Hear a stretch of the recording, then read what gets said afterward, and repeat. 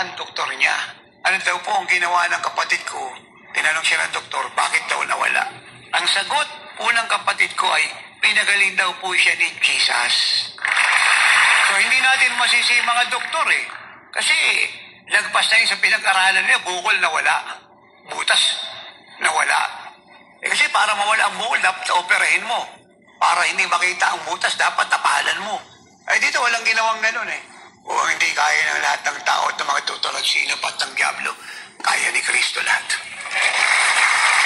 Pinagaling daw po siya ni Jesus. Araw-araw daw po siya nanonood ng mga turo ninyo. Nakakatulugan na nga lang daw po niya, tatay, ang turo nyo.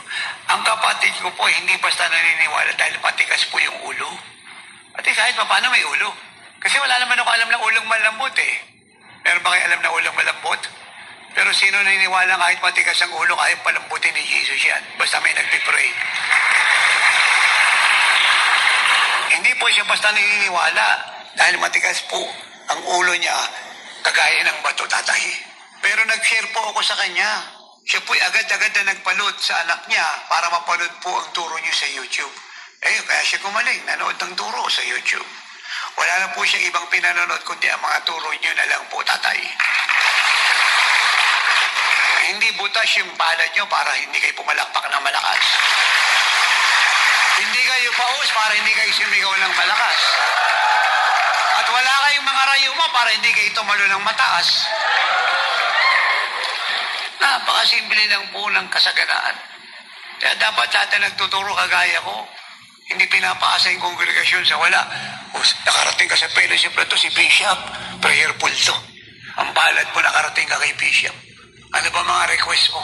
Ipapanalangin ko to lahat. Umasa kapag nanalangin si Bishop, sasagutin ka.